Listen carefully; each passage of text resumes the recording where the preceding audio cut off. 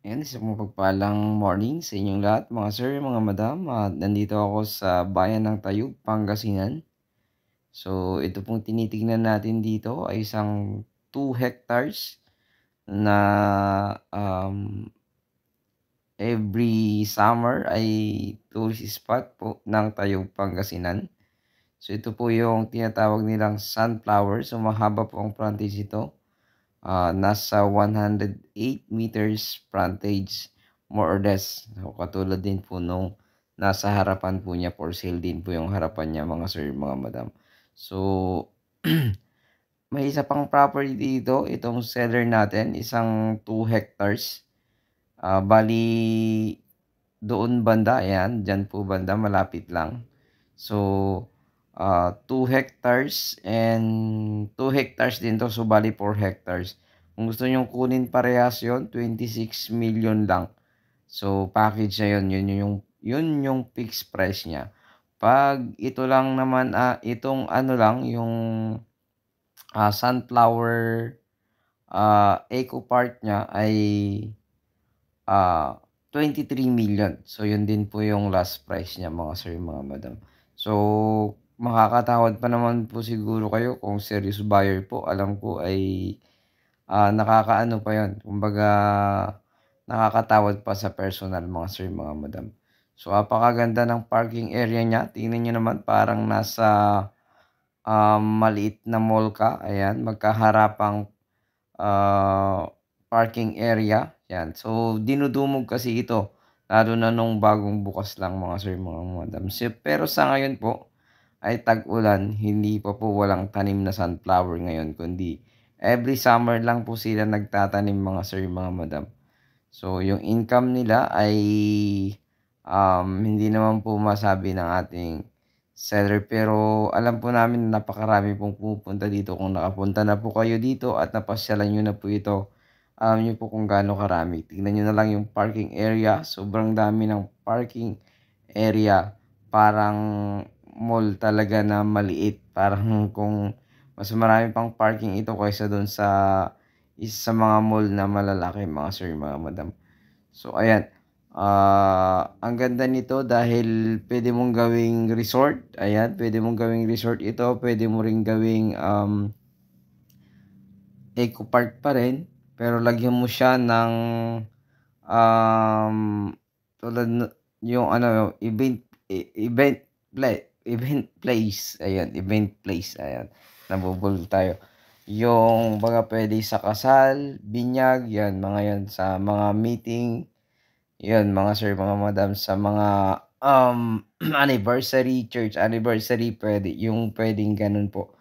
So, ito naman, may building siya, pwede mo na yung gawing event place yan, yung nasa taas, mga sir, mga madam. So, itong part na ito ay parking area pa rin. Napakaluwang talaga ng parking area ng Eco Park na ito. So, Sunflower Eco Park. Ito yung pagbilihan ng ticket. Ayan. Pagbilihan ng ticket. Tapos may papasok dyan. Katulad nung mga MRT. Ayan. Hindi ka makakapasok kung hindi mo isa-swipe yung mga card na mabibili mo. So, ayan. Ito po yung entrance niya. Pero papakita ko po muna dito. So, doon naman meron ding receiving area doon. Meron ding card doon. Alam ko, meron din doon. Pero dito kasi pagpapasok ka na doon sa mismong sunflower area. So, ito. Yung bilihan ng card. Ayan. So, nakasara kasi hindi natin mapasok. Pero meron pong tagabantay rito. Pero hindi naman siya natutulog rito mga sir, mga madam.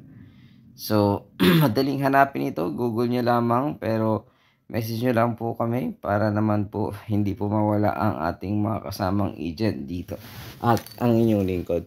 So, yung price naman po ay sinabi ko na po yung price nila. Kung makatawad pa po kayo sa personal, mas maganda po mga sir, mga madam. So, check natin itong part ng ano nila, mga bodega or stockroom area. Ito, pwede pa po dito, oh. Ang binyag, napakaganda po. Binyag, ganun. So, mga birthday party, yan. So dito mga stock room daw nila pero sarado po. So yan po yung paakyat sa taas, puwede niyong gawing event place po 'yun. Ito yung kusina daw po nila mga sir, mga madam. So sa mga nagluluto gano'n, ayan. So ang kagandahan dito ay puwede mo siyang i-develop to, resort. Then at the same time eco park na siya o Sunflower Eco Park na para summer ay mas lalong madaming pumunta. Merong paliguan. So may windmill po ito sa sa tubig, wala pong problema ito mga sir, mga madam. So ito po ay napakaganda rin kasi nasa gitna ng bukid at magandang, kumbaga wala pa siyang mga kabahayan na katabi, kundi paglabas mo makakakita ka pa ng mountain view mga sir, mga madam. So abangan niyo po yung kanyang aerial view. Mahaba kasi itong video na 'to kaya, isi-separate ko na. Yan yung CR po nila, ayan. So may mga kubo-kubo rin sila. Siyempre meron din siyang basketball half court, puwede kang maglaro diyan. Puwede ngang gawing whole court kung saka-sakali mga sir, para maging, puwede ring mga sports dito kasi, masyadong maluwang yung parking area niya, napakarami. Pero sa ano po kasi daw ay every summer daw kasi noon ay ang dami talagang pumupunta mga sir, mga madam. So nago-Google po kasi ito. Daming pumupunta dito sa Sunflower Tayug, ayan. Tara pasyalan natin itong kuwan nila. So sa ngayon po ay hindi po nalinisan kundi masukal po yung mga part ng damo or makapal yung damo mga sir. So ito yung entrance po ng Sunflower. Welcome to Sunflower Camp at Tayug Eco Park. Ayan. So napakadaling hanapin mga sir, mga madam. Pero sana ay tawagin nyo rin po kami para naman po ay samahan naman po kayo. So yung presyo naman ay yun pa rin po. At hindi nyo po kasi siya madadirect kundi tatawagan at tatawagan din. So ito yung mga part ng property. So mga halaman yan pero sa ngayon napakaraming damo. Kailangang linisan. Makikita po ninyo marami siyang damo mga sir, mga madam. Ayan.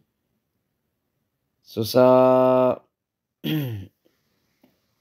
ayan, ang ganda po ng property mga sir. Makikita nyo. Ayan, napakaganda. So maraming part na pwede mong gawing photoshoot ng wedding, yung prenup, ganon. Photoshoot ng birthday, ayan, pwede rin po. So ayan mga yan. Ito, bougainvillea to napakarami po nito mga sir, mga madam. So ang lalaki na ng mga ugat nito, pwede nga itong gawing bonsai. Pero syempre, maganda na yung pagkakagawa niya para siyang cave, ayan. So, konting linis lang po talaga ito mga sir, mga madam. Kailangan ng linisan. Mga halaman ay buhay pa naman kaya wala nang magiging problema. Tanggalin lang talaga yung mga damo na lumaki. Ayan, every summer naman daw po ito ay nililinis nila.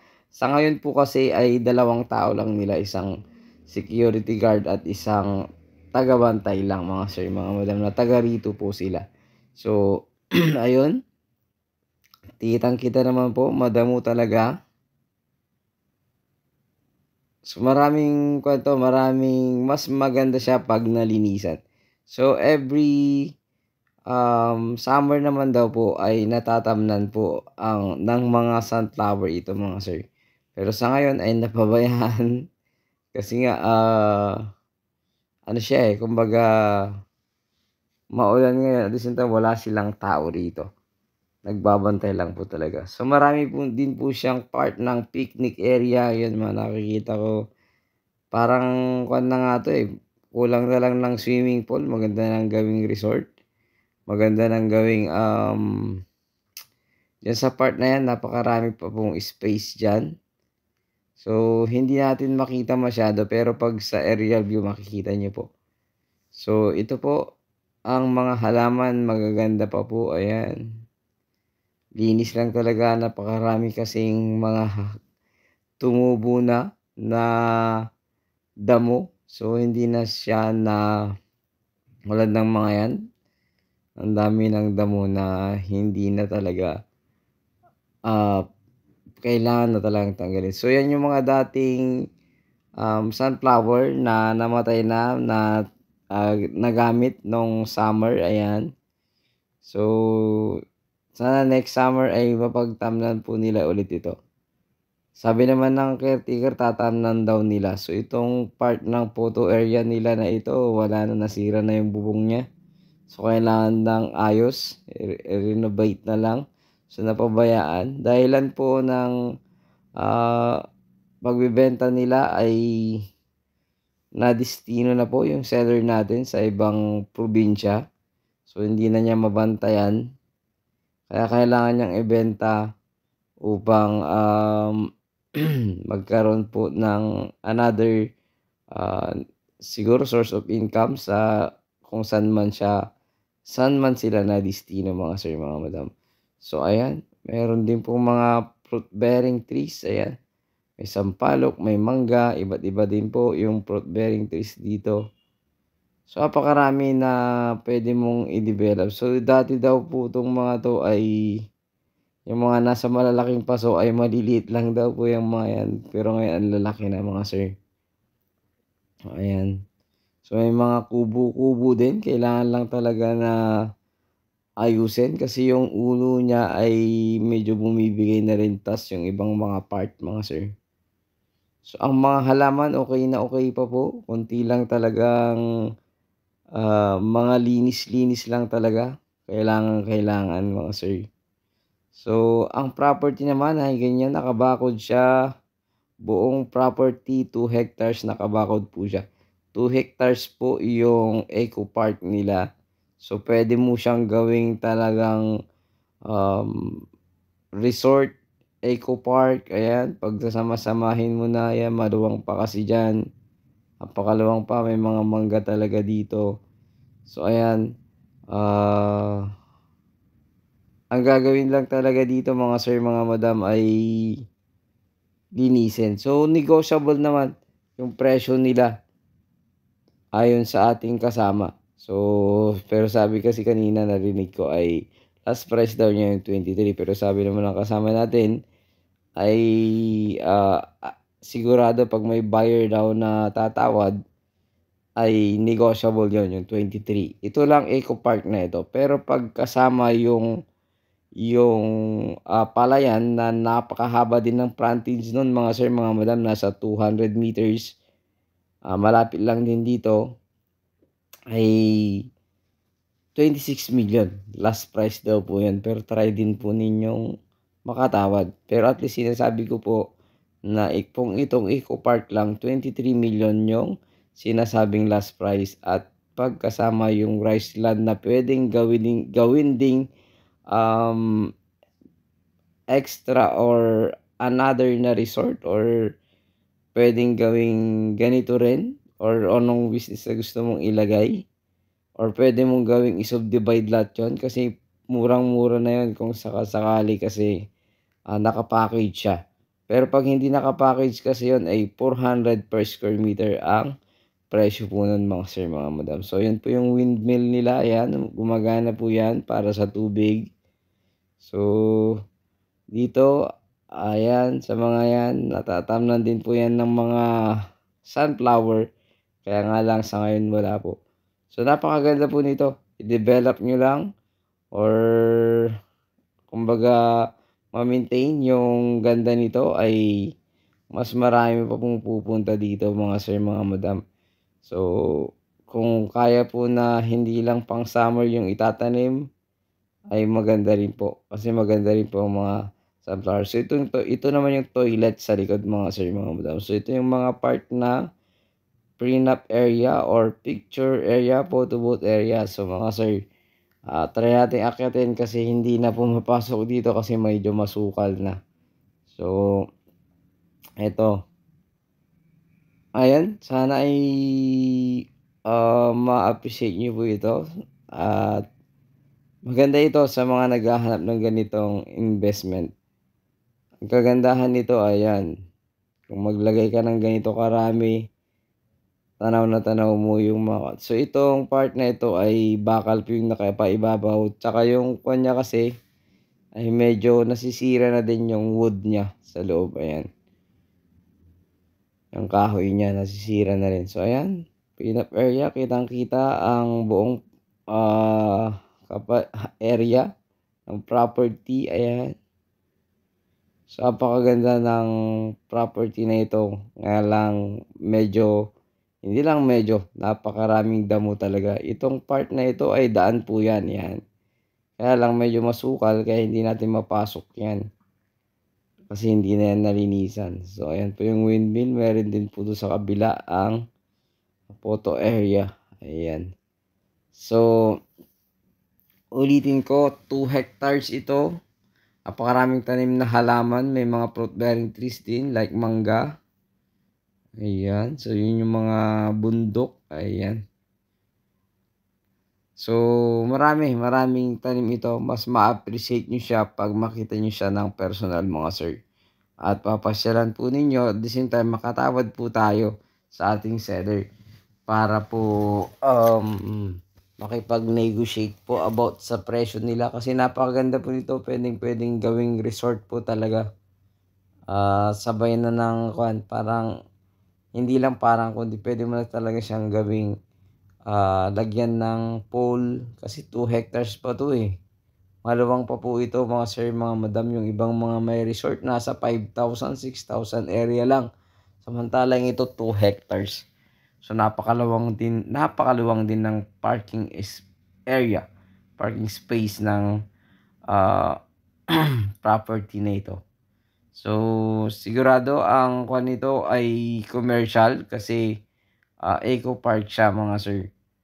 So ayun, pasyalan din natin dun sa kabila para makita rin po ninyo kasi hindi siya maaninag kasi nga napakarami pong lumaki na talaga tong mga halaman, mga damo. Ayan. So nung summer naman daw po ay hindi ganyan kasukal. May mga tanim pa rin po daw na ayun po yung picture area, photo booth area din doon. Hindi na natin napuntahan, masukal kasi doon mga sir. Yung daan na yun, ayan, yung windmill, ayan, gumagana po. So puntahan natin dito na lang sa kabilang side mga sir. Ayan. So hindi ko alam kasi kung anong halaman tong mga yellow na to, pero lagi kong nakikita yan sa mga magagandang farm at magagandang park. Ayan. Ayan. So, ayun. Uulitin ko, ito po ay titulado naman, pangalan ng seller natin. So, ang buong palibot ng area ay nakabakod. May daan lahat. Pwede kang dumaan sa gilid. Pwedeng dumaan sa gitna. Ayan. Pero ang property na ito ay talagang solid yung bakod niya. Hindi siya basta-basta ganun masisira mga sir. So, ang mga daan din po niya ay sementado na rin mga sir. Kumbaga talagang dinevelop ito na eco park talaga. Hindi lang siya na-maintain. Pero pag ikaw ay mahilig sa mga ganitong negosyo, maganda po. Yan naman yung lagayan ng mga imbakan ng mga itatanim na sunflower at iba pa pong mga tinatanim. So, ditong part na to marami rin pong mangga.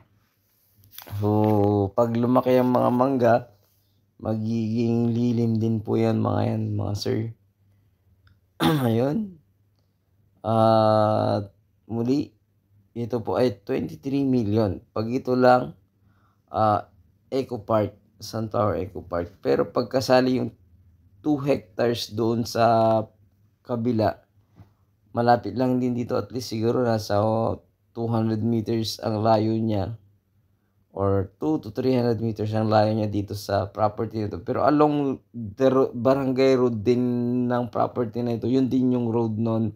At the same time, napakahaba ng frontage niya, 200 below yung frontage ng property na yun. So, pag package, 26 million. So ito naman yung mga part na pwedeng kung may gusto, pwede kang magpaluto dyan, yung mga lutuan, mga merienda, yan po yung pinaglulutuan daw po ng mga tao ng ating seller noon. So sa ngayon ay talagang marami kang dapat ayusin, marami kang dapat kumbaga i-renovate or palitan. Mga kahoy, mga kwan lang naman, mga simple lang yung mga kahoy niya kasi yung mga poste ng iba ay matitibay, mga bakal talaga. So hindi siya basta-basta masisira. So tulad nito mga sir, puro bakal talaga to. Yung kahoy lamang ang papalitan mo sa taas, ayan, puro bakal yung nasa ilalim po niyan. Kaya maganda po. So pagpasensya nyo po yung aking video kasi yung isang cellphone ko po ito, yung lumang cellphone ko po. Or yung pinakaluma. Luma na din yung isa pero ito yung pinakaluma, nakalimutan kong dalhin yung isa mga sir. So ayan. So malinaw pa naman. So ganyan, bakal po talaga yung mga patungan nila kaya matitibay po yan. Ang tawag dyan steel matting po ata. So dito sa part nito napakasukal din talaga. Pero ito palabas din ng gate yan. So siguro dyan po yung exit or siguro hindi natin alam mga sir. So kailangan talaga ng improvements. Kailangan mong i-improve tong property para po mas gumanda. So ayun muli ay sana ay magustuhan niyo po ang property na ito. At ito naman yung mga building na hindi ko alam kung paano, kung saan to, pero pwede mo itong gawing um, ano din po, parang resto. Ayan, pwede mong gawin. Marami kang pwedeng gawin dito sa property na ito. Kasi dito parang sarado paglabas mo, gate na eh. Kaya siguro dito yung exit para hindi ka na makabalik doon sa entrance, para hindi siguro masyadong maraming taong magkakasalubong doon sa part na yan. Ito siguro yung exit ng mga papasok kasi pagka pagka napasyalan mo na siguro lahat, pag aalis ka na dito ka siguro mag-i-exit mga sir. Kasi may gate dito eh. Tapos dito naman building na to, hindi ka naman pwedeng lumabas dito kasi may mga ano din to. Kumbaga ewan ko kung anong pan ito na building, pero pwede mo ulit gawin itong mga rooms. Ayan, kung para pag may gustong matulog ng gabi or gustong mag-check-in ganon, pwede po ito. So ayan, hindi tayo makalabas, dito na lang tayo, tingin tayo dito ng labasan. So ayun muli, ito po ay bayan ng Tayog, Pangasinan. Sukat nito 2 hektarya, 23 million pangalan ng seller po natin. Pwede tayong makatawad sa personal mga sir, mga madam, upang mapag-usapan po yung about sa CGT. Kasi pag-uusapan yon pagkaharap nyo daw po ang ating seller.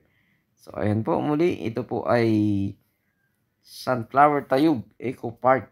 So pag gusto niyo naman ng package, 26 million. Mas makakamura ka dun sa kabila kasi ano yun eh, parang pag 8 million yun kapag 400. Plus 3 million lang pag package. So ayun muli, tingnan code agent Joel. God bless you all.